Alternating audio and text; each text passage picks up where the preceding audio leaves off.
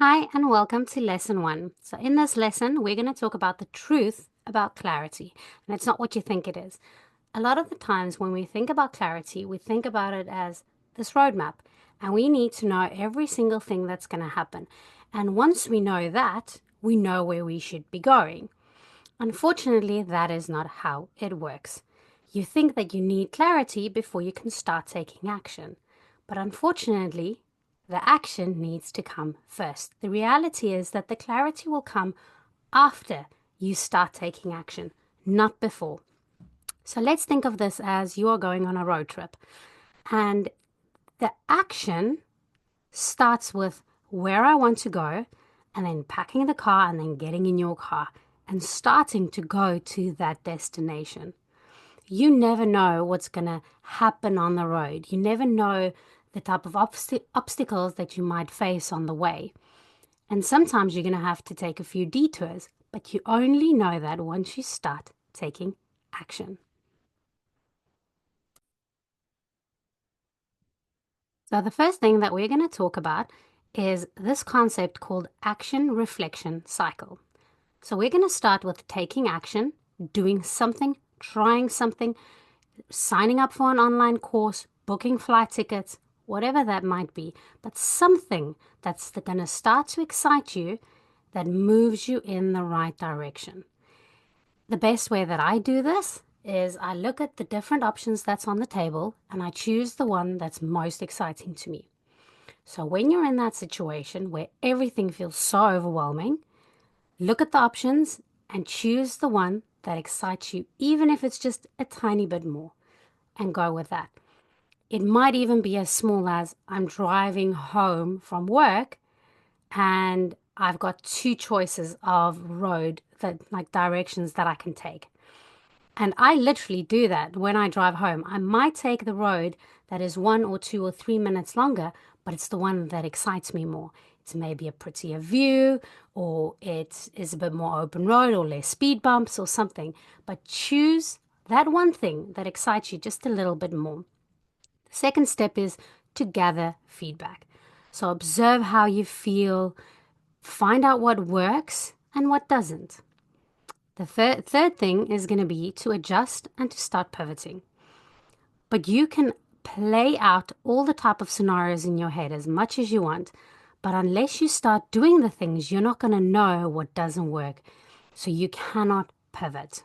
So you keep staying stuck in that loop of I can't do this, what if this goes wrong, etc., etc. So use the insights gained and then refine the path instead of trying to get that perfect path.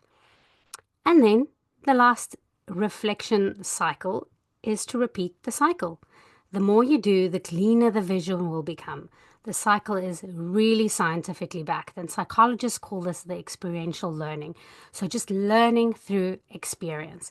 So, this might sound absurd because you need to have the whole map planned out, but unfortunately, that's not how it works. So, choose something that excites you even just a tiny bit more, and then take action.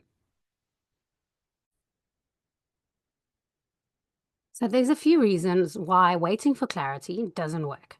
You get stuck in this overthinking cycle. So you keep thinking about all the what ifs, and then this fear of making the wrong decision starts taking the lead.